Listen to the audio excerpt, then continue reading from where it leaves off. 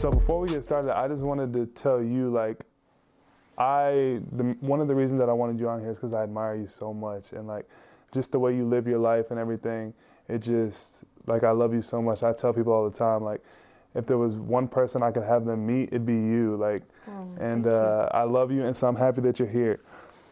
The first thing that I wanted to ask you about was about joy. Like, it's something I feel like you purposely live with, and you are always joyful. I've never been around you when you're not bringing joy and good energy into a room. So I just wanted to ask you about that, and like, how did that become such a natural part of you?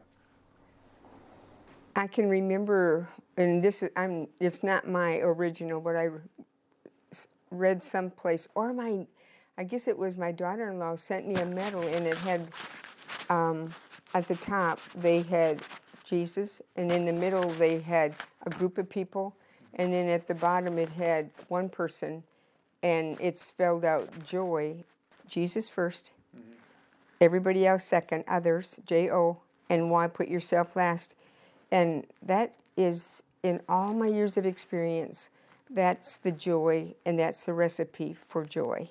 Yeah, no, that's amazing. It's so crazy to me because it's like, in our culture nowadays, the world teaches that the recipe for happiness and joy are different, and I'll get into that in a second, but they teach, if you want to be happy, that you just have to like search for your own happiness and do what makes you happy.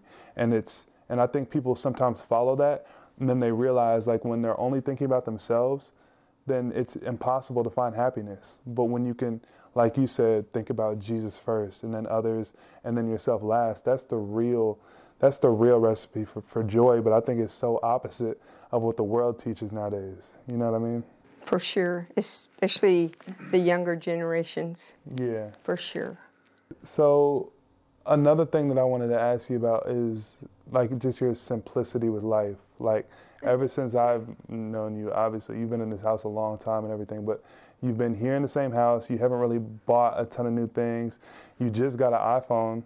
A hand-me-down. and now I can text you. Yeah. But like, how did you adapt kind of that simplistic view to life, and how do material possessions like not mean much to you, or at least they seem from the outside like they don't? All right, my motto is, and I have a sign downstairs, is live simply, and I look at it all the time. But I've never, and you know what, Michael? I don't feel like, I feel like I have so much.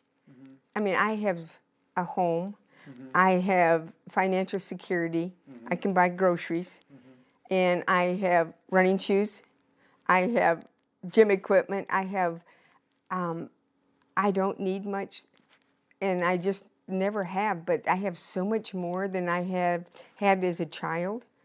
I mean, as a child, we didn't have that much. Right. And I feel that to be able to pay your bills is huge. Yeah. To have electricity and air conditioning, honestly, truly, I don't think I ever go grocery shopping without saying, thank you, Lord, for the money. Because I know I'm managing His money, and I pray that I use it the right way. And here's something, and you've heard it before. I think God makes us all where there's a piece of puzzle that only God can fulfill. And if you try to put possessions in there, and if you try to put any relationships, anything in that piece that is God, because He made us to be in His image and to be His child, you'll never be completely joyful. First you feel that part, and then everything else falls into place. Yeah. In my experience, being in the NBA, having, some money now, and being around all these people with money, it's like all these guys, and it just you get caught up in a cycle, but they think, oh, the next car that I get, the next house I get, the next piece of jewelry I get, that'll make me happy.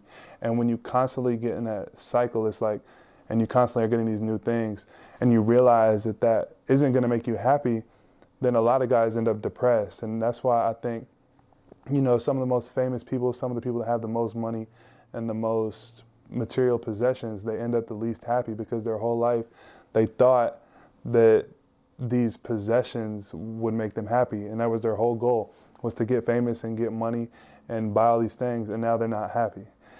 And even for me, like, we kind of grew up where we didn't have a lot of money, but my mom and dad made it seem like we had everything we needed and we were so happy.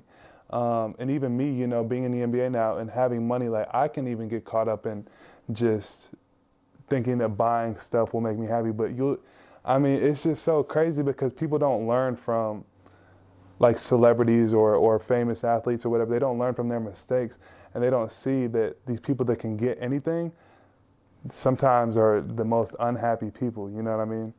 And it's really sad. People who have lots of things that, I mean, they're not the ones I want to be like. Yeah. But those who live more simple life and do it the right way, God's way, they're the ones I think, wow, they're my icons. Uh-huh. But I do understand what you're saying about the people that you are with, it, they have that mindset, it's easy to go that way. Mm-hmm.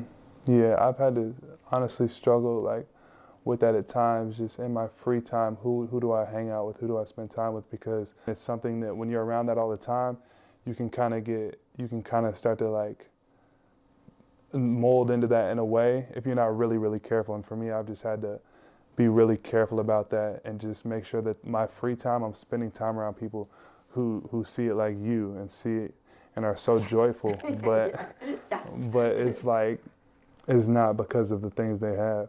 And I mean, you see it even like overseas, like America is so spoiled and compared to most countries, but then you go overseas and you see these kids who have nothing, but they're running around with their shirts off all day and they look like they're having the most fun ever. I mean, Sierra tells me stories all the time about how she goes to these different places and spends time with these kids and they're just so joyful. That's beautiful. You know what I mean? That's so beautiful. Yeah. Yeah. We get caught up in the world. Mm-hmm. But it's easy not to get caught up in the world because most of my friends are very similar in their mindset. Mm-hmm. They're financially okay because they can take care of their bills, but we know, but life experience teaches you it's not things, it's relationships. Right. With the Lord and with your family. Do you think that came with time for you? Like, did you ever struggle with wanting stuff and thinking stuff would make you happy, or did you realize that at a really young age? Like, because I feel like a lot of people, it's kind of trial and error. Like, they try to get all these things, but then they finally realize, oh, this stuff isn't going to make me happy. I need to turn somewhere else for happiness. And sometimes that leads people to Jesus, sometimes it doesn't. But for you, what was it like? Okay, honestly, truly, when I'm thinking, it went right back to when I was a kid. We always had shelter, we always had food, and we always had parents that loved us and a grandma upstairs that loved us. I just never, all I remember, bill collectors coming to get money at home, and they would send me to the door and say my dad's not home, even if he was home, because they didn't have the money. Mm-hmm. I think I was probably 7 when I said to myself, I will never have to send a bill collector away. I will be careful, frugal. I don't want a lot of money, but I do appreciate money to take care of my needs. Mm-hmm. I became a teacher, and because I wanted to be a teacher, not about money. Mm-hmm. I married Fred.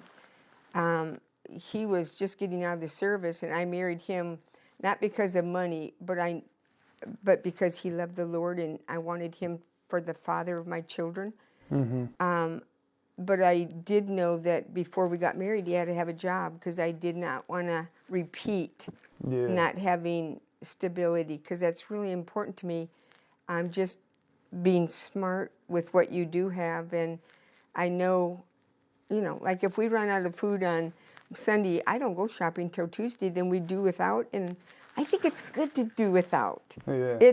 I love to be without something and just say, oh yeah, tomorrow we're going to get peanut butter. Yeah. And not that I couldn't go any day and get more, but I like doing without. I think it's good for me. Yeah. It's like, I've always said, like, and this might be really weird of me to say, but like, I've always said I want to spend at least some part of my life where I'm living like off of barely any money, and like I'm experiencing what, like, like I've always wanted to try that. And I'm not saying like live on the street and be homeless, but like close to it. I want to live like off a tiny bit of money to see what it was like, and just really experiencing that for myself. Because You know, especially in Denver, you see all these homeless people, and I just have always kind of wondered like what it felt like to like I said, not live homeless, but live like with a very little amount of means.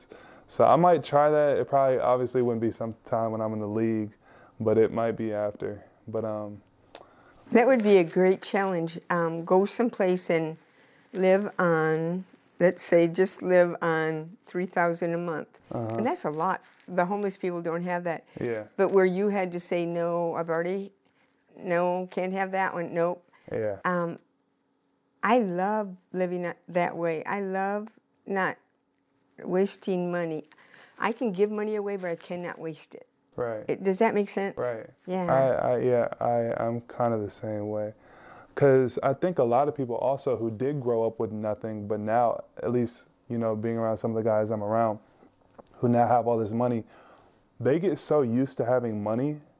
Like, it takes a while when you first get into the NBA or whatever, and then you first get that money, it's a shock, and you're kind of like so grateful. But after a while, you see guys just get so used to that lifestyle that now they're not even grateful anymore. And I think that that's kind of why I want to do it in a way. Just if you were to go away from that lifestyle for a little bit and then come back and have, you know, money and stuff, you just be grateful all over again. And I think being grateful is one of the top ways you can be happy. I think so too. Yeah. I think so too. A joyful heart.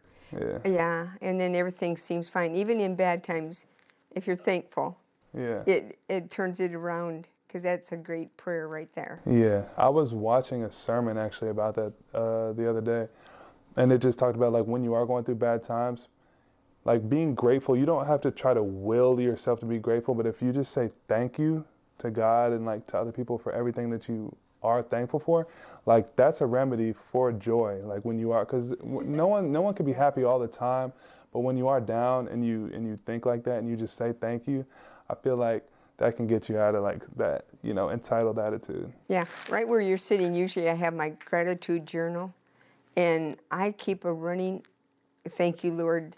And like when you leave, I will put your name in there and Sierra's name, because Right. I love counting my blessings.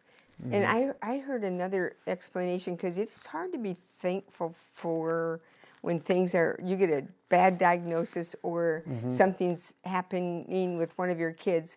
And it said something about, you know, we give thanks in all things. Well, we can give thanks because the Lord's going to go through it with us.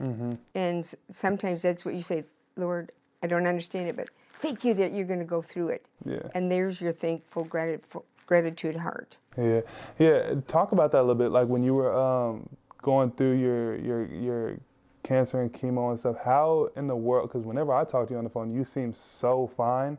How did you keep that just upbeat attitude? And I know, like inside, you probably weren't experiencing happiness all the time. But how did you keep that gratefulness and that joy and continue to talk to God through it and all that? How did you keep that mentality? Well, number one, I think you might have heard from your parents. This is my third. I finished my third time, and I just signed people up to be on my positive energy bus. There's a book called The Positive Energy Bus.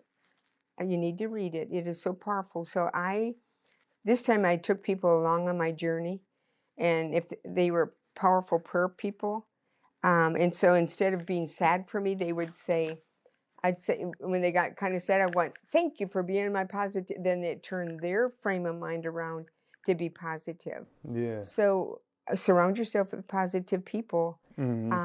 Prayer. I look back, Michael, 2011 when it started, I can hardly remember it. You know that footprints in the sand where Jesus picks you up and you only see one footprint? Yeah. He's carried me through all my hardships. I mean, you look back and you go, well, that wasn't bad, because he carries you. Yeah. I can promise you that's true. He, you know, and I don't know if I have to go through it again, because it's one that keeps coming back. But I do know I'm going to hire all my people on my positive energy bus, and I know I've got all your signatures. I think you put me on Yeah, there. and I have hundreds of people that, and when they need something, I'm on their bus.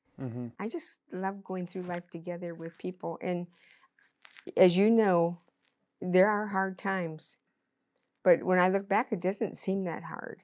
So, But I don't want to have to do it again. But if yeah. I have to do it again, I'll hire people on my positive energy bus. Yeah, if anybody can I do remember that. you came to see me one time. I remember that Yeah, too. I think we played cards.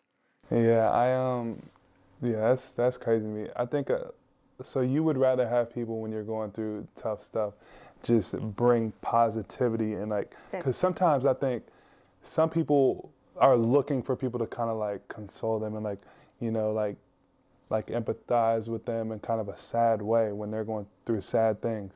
But you would rather just have a bunch of people that are just lifting you up positively throughout the whole process. I mean, because if they're my friends, you know that they're sad that it's going through, but they also know it gives me strength if they go, okay, we can do it. Yeah. Instead of going, oh, honey, I don't want you to go through it.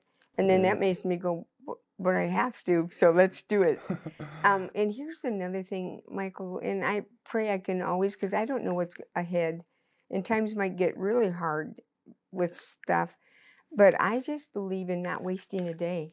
Mm-hmm. I mean, if every day, there's a week after chemo that I just kind of wasn't, I had to go running every day because I had to fight it kind of, but probably I ran in, the house has never changed. I think I was going that slow. Yeah. But I determined to keep exercising and to do everything in my power to keep strong because every day is so powerful. I don't want to waste a day because even through this COVID stuff, you know, I have been walking with friends socially distanced. I've been doing outdoor things because I think every day is such a gift, and I don't want to lose that day. Right. That's Does that make sense? No, that's big time. So I want to talk about your planks for a second. Okay, I already did. I hope you're not going to ask me to do it. I thought I'm going to do it before he gets here. He's going to ask me. Okay, yes, Michael, on my planks. Are you still doing them every day? Absolutely. I will get out of bed at night if I forgot. 2.5 minutes. Yeah. 2.5 minute plank every day. How many days straight do you think it's been? 4 years. 4 years. If I ever missed any, it would be not like probably on a trip. I couldn't find a spot in the hotel, or I was in bed and I didn't remember if I didn't remember it. But I probably would double it up the next day because I'm just determined. And don't ask me why, but you're on my planking chart. I did. But 2.5 Sarah's on minutes. my planking. 2.5 minutes was so hard for me when we did it over at my house. That was so hard. Your mom did 4. You made it look so easy. Well, no, but I have a smaller body. Still, I'm a professional athlete, and you. Okay, but you know what? It never gets easier. Really? So I do it right here, and I'll go, Alexa, set the timer for 2.5 minutes, and then I take my devotional. Fred will sit here, and I'll do my devotional, and then he'll look up the scripture, and then I'll go, Alexa, how many minutes left? And then when it goes off, I go, all right. Wait, so Fred doesn't do it with you? Fred is not one bit interested in planks. Who is? I mean, So who do you jog with then? Who do you do exercise stuff? Actually, okay. So tell me something. Yeah. What game did you play at Thanksgiving with your family? We played. It's called Doodoo on Your Neighbor. Okay, I grew up on that one. You know how to play it? Oh my gosh! It's like whoever. It was your mom's favorite game. We played it when we were kids. Yeah, no, it's so fun. Yeah. But Bree won, so we all played with $15, so she won. Okay, now stop it on the $15. We played for 3 nickels. I could not do $1. My daughter wanted to do the $15. I went. So we did like 3 chips. Each chip meant $5. So but did people have their own money? Yeah, half the time when they come to my house, I have to give them their nickels. Yeah, everybody had their own money. Okay, here's a wonderful family. Look at how they decorate. Whoa. And here, okay, over here, I wish he was out. He's a fireman and he trains rescue dogs. Oh yeah. Really? Yeah. He's a really nice guy. And is So this you know all these people pretty good? Well, since COVID, I've been working this neighborhood. And I don't know all, but if they were out, I would say, hey, what's your name? What's your first name? Yeah. Yeah, because honestly, truly, Michael, I pray for these neighbors every single day. All of them? Yep. I don't know them all, but I have gotten more. Come on. Come on. Come on. I got tired. Oh, you did not. Yeah, I did. You don't get tired. You're athletic. Nice and easy. I'm not fast, but I could go forever. How long could you go? Well, my furthest is 13 miles, a half marathon. But now I just do 3Ks, and when people pass me, I'll go, way to go. Who's this guy? I don't know, but I'm sure he's nice. I know his wife. Oh, really? Yeah. They're going, okay, I haven't seen him in the neighborhood. I haven't seen this. Yeah. He lives over there. Yeah. He's a professor, I believe. Yeah. What's up, man? Hey, good morning. I want to talk about Fred some. Wave to the camera. Hey, Michael. Go like this to the camera. I really, truly want you to do that. You Okay. You guys have like one of the, I mean, you guys are like relationship goals. Everyone wants to fall in love young and then be married for, how old are you guys now? I'm 81, Fred's 84. So it's been 57 years. 57 years. 58 in August. and you If guys, the Lord is willing. Yeah, and you guys are still like just as in love as you were when you. You betcha. All right.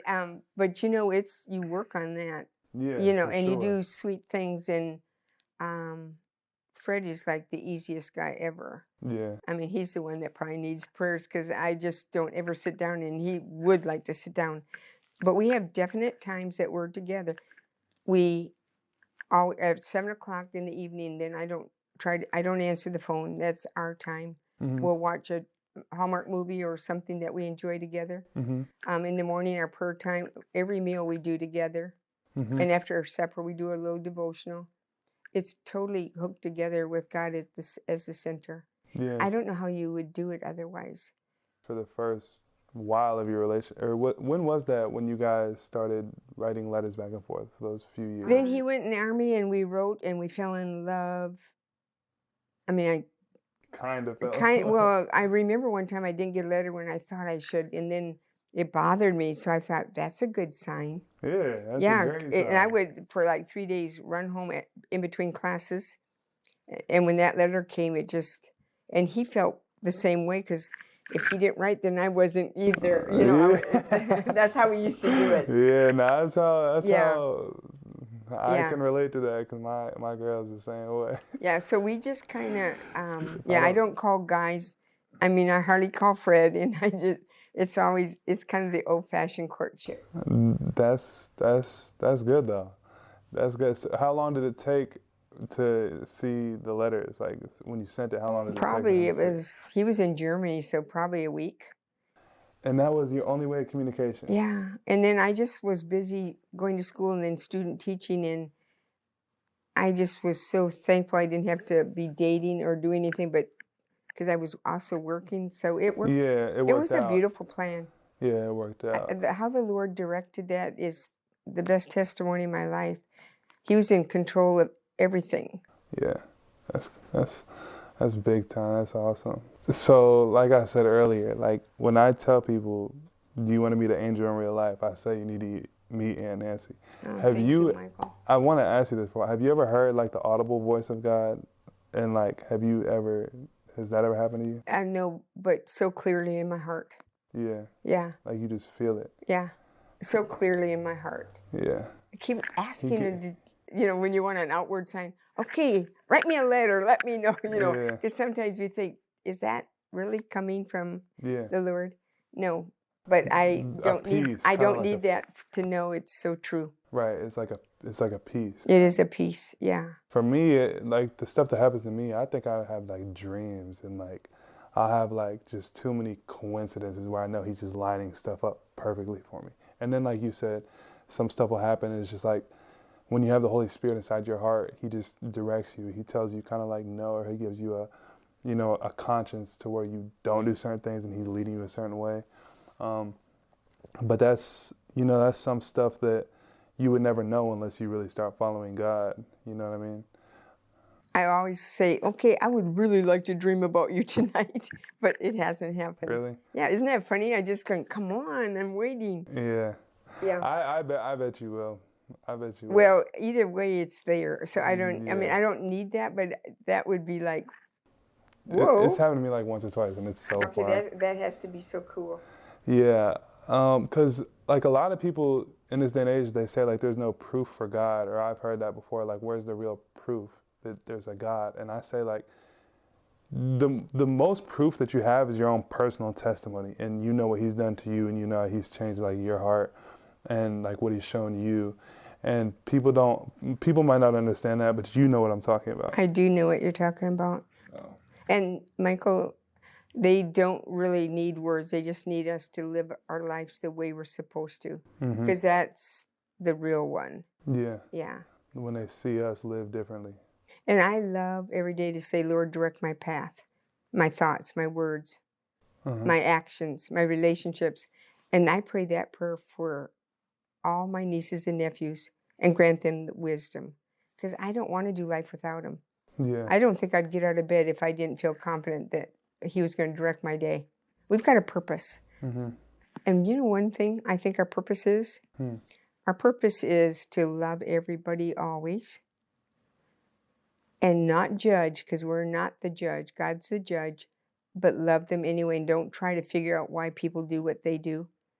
And I think only through the grace of the Holy Spirit can you do that. Right. And I know all my people are kind of people that I've grown up with or have done life with, but you've got it's harder for young people to love people that might be talking about you or whatever. Yeah. I mean, that is something I definitely can struggle with, like holding a grudge, or like you said, when people are talking bad about you or whatever, and just like seeing the best in them and choosing to love them. But I told you earlier, I'm watching like a sermon series, and it talks about like love and how to love. And what it kind of talked about was like just receiving God's love. You know, if you really think about it, we're so messed up and we've done so many crazy things, but He loves us just the same. So if we can like really experience that and accept that, and you know, spend time with Him and realize His love for us, that's the only way we can go out and love other people. But it's not like just a willpower thing. You don't just will yourself to go be super nice to everybody and love everybody good. It's like when you're spending time with God and He's loving you, it can just pour out of you. And that's the only, like, I'm just now starting to learn that, so I'm about to start. And you're a young kid. I mean, yeah, I'm about to start trying it, but because like for me, a struggle for me has just been trying to have the willpower to be a good guy and be nice, and that hasn't worked out great. But you're on a journey. The whole life is a journey, and I'm not where I want to be. I totally pray that I can grow closer to Christ every day. I'm not there. I won't be there till I get to heaven. But I totally love the journey. I want to share this thought, and it wasn't mine. It was on Christian radio. They were talking about games families play at Christmas or Thanksgiving. And then the minister said, there is a game that people play all the time. They play God.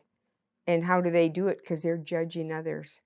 When you judge somebody else, you're playing God, and that is not okay. That's not our job. But Satan loves it when you judge, because then you're doing his work. Yeah.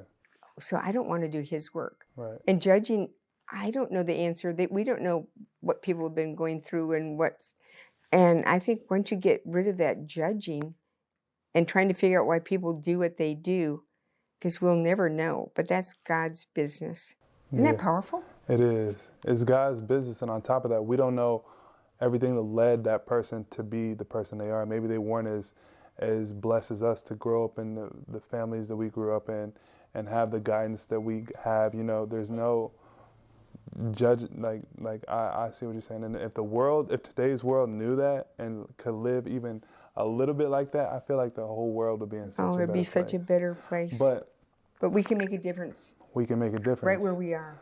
We can. And I think a lot of it has to do with, you know, the social media era. Like when you are posting stuff all the time, it can kind of bring out a type of like, and you're not really on social media, so you wouldn't really know this, but like it can cause you to compare yourself to other people, and it can cause you to judge what other people are doing, and it just creates a society where it's like who's better than who's doing the best, you know, and it's like it's tough, and I realized that And that's why for me, like I had to get off of social media. Good You know for what you. I mean? Good for you. Yeah, I had to get off of it because They say the human brain can, I mean, a billion good things can happen in one day, but if one negative thing happens or you hear a negative thought, what do we take home? That negative thought.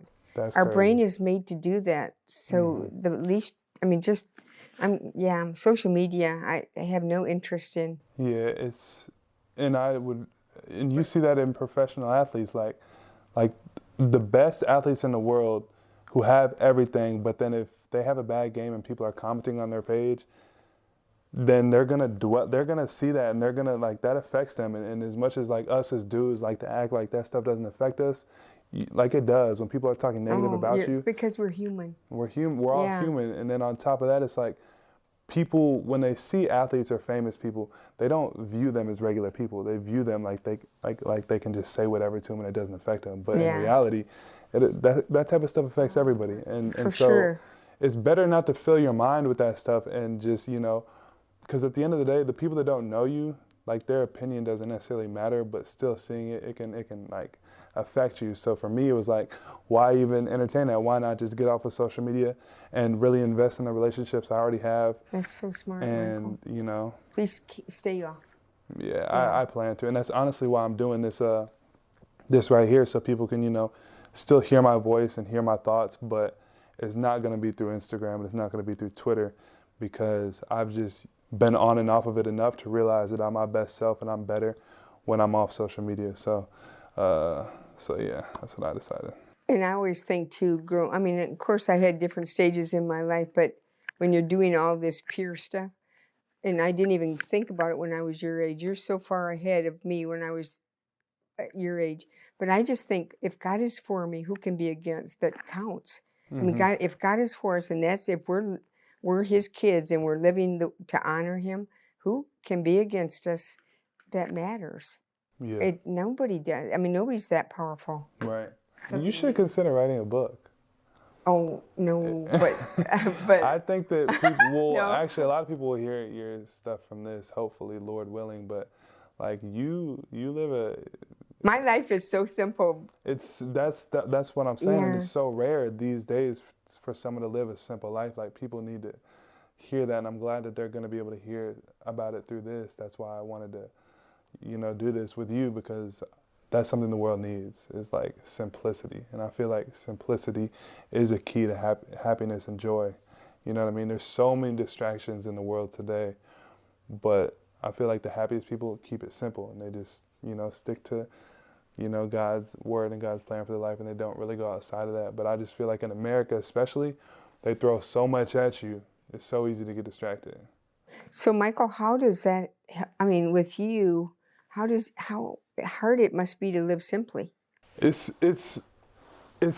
like in my position, it's almost impossible just because of the lifestyle that I'm in. But for me, it's making it as simple as possible. You know what I mean? So that's like getting off of social media. That was one thing. And then for me, the other thing is like, I'm going to be seeing certain things and be around certain people just because of the profession I'm in. But what I do in my free time. And that's where I really want to live, like that simplistic life. Like what I do on the court and who I am on the court and who I am like off the court. Like I just want to live a simple life and pay attention to the important things, not be fed with all the distractions of social media. I really respect like Kawhi Leonard. He's a player in the NBA who hasn't had social media. Do you even know who Kawhi Leonard is? No. Well, he hasn't had social media like this whole time. Is he a ball player? Yeah, he's one of the best in the NBA. But I will get to know him by listening. If you watch we played him in the playoffs. You remember when we played the Clippers? Yeah, but I only look at you. So we played. We played. He was the best player on the Clippers. What's his name? Kawhi Leonard. Okay. I think I do remember. Yeah, he's really good, but he hasn't been on social media since he's been in the NBA, I think. And I don't see myself going back to it because I do want to be intentional about living as simply as I can. You know what I mean? I know something that works really for me. What? And you're gonna laugh. My thing is, if I buy something, if I go to the Academy Sports and get a new fleece, then I have to get rid of one of my to take it to Goodwill. Really? You could do that.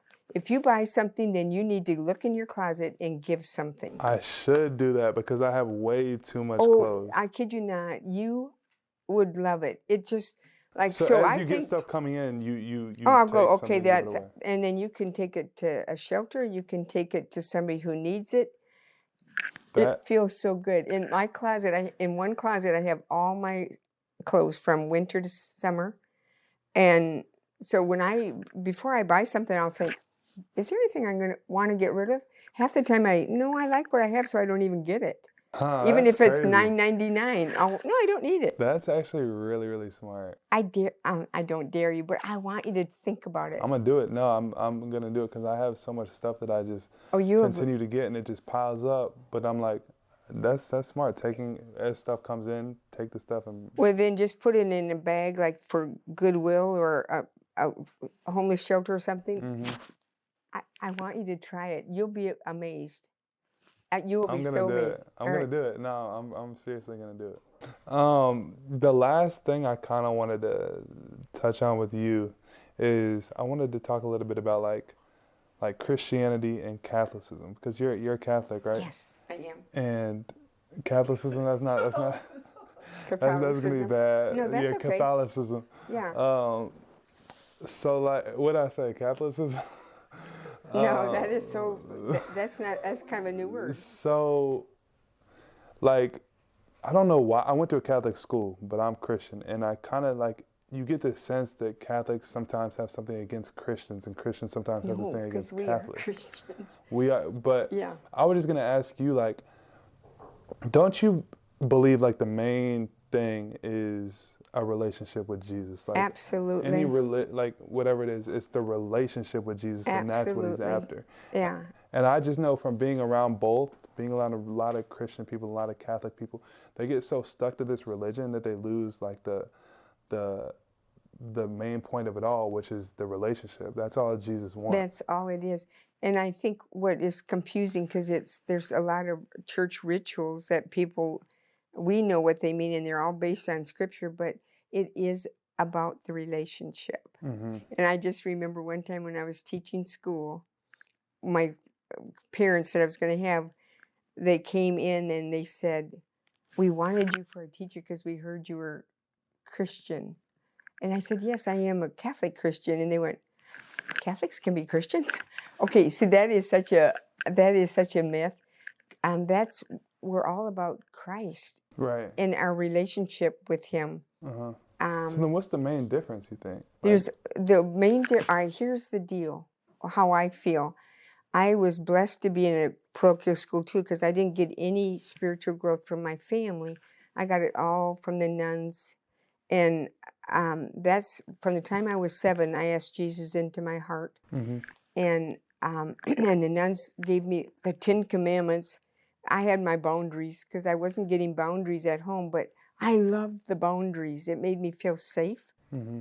and there isn't any difference. But the Eucharist, when we have communion, Mm-hmm. we believe it's Jesus. Mm-hmm. And I know when I would break bread with you anytime at your church, because I will go to any Christian church and worship with my loved ones, my family. Yeah. But for me, the Catholic Church kind of probably saved my life because I didn't get direction at home. Right. I got it through the church. Right. But there's not a lot of difference, except because sometimes you think certain denominations are better. We're not better. We're all the same with the same God, the same Lord. That's how I feel. But I just Yeah. being around it at the Catholic school I was at, and just being around a lot of different Christians, like they think it's so different. But the way I look at it is like when Jesus died on the cross, he died for everybody. So that doesn't matter if you're Catholic, Christian, whatever Absolutely. you are. But that's the main point, is the relationship with Jesus. But there's a lot of stuff in the Bible that's like not necessarily black and white. And there's some stuff that, different denominations might take it this way, or other Catholics might take it this way, whatever. But like the main point is the relationship. Lecrae, who is another guy that I'm going to be interviewing, he talks about how he just like lost his religion and found Jesus. Like a lot of people cling so hard to this religion that they have, but they don't even like invest in their relationship with Jesus. You know what I mean? Oh, Michael, that is so profound. And that's exactly in any religion. You can go through it and then you have nothing when it's time to leave your parents and you don't have their faith to carry you on. Right. It's nothing about all the man-made or church rules and all those things. And all of the scriptures there to guide us. That's our textbook for life. That's our blueprint for life. It's all about, you need the relationship if you're going to have anything.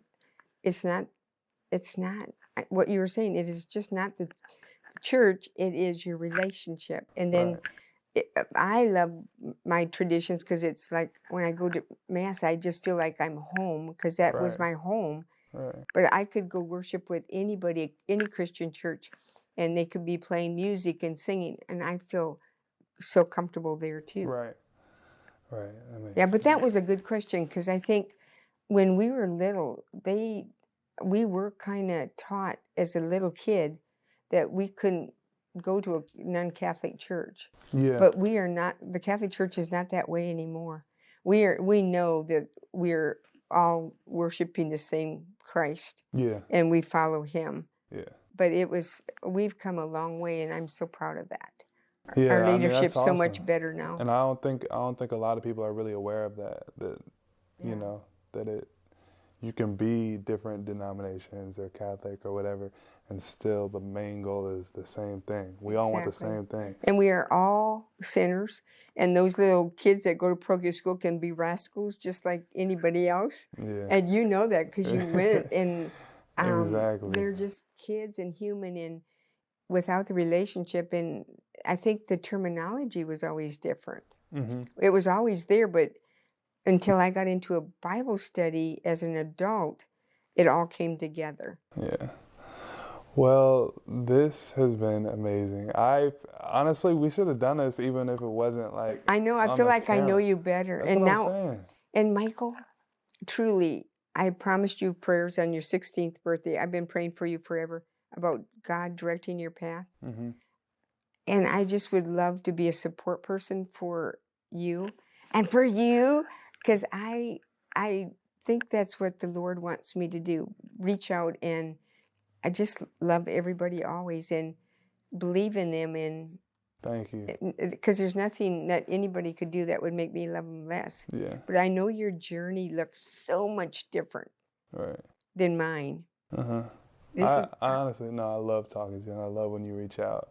And when we hang at in Colorado, it's always so refreshing for me to just. I know, I just love you, and I always think you're like mine. I know we're at Jan's house, but you're mine. Yeah, for sure. I feel that way about all of you. But the blessing of you guys moving here, when your grandma was passing away, and I said to her, "I will watch over your kids." Mm-hmm. Meaning every day I'll pray, and I've kept my promise. Every day I've prayed for all of Judy's kids and their kids, and lo and behold, you came here and went, well, whoa, but remember down Flat Branch floating the sticks and walking around, and then when you'd say, we'd walk and you'd go, hey, Aunt Nancy, and everybody would look like, that's his aunt? I was so proud.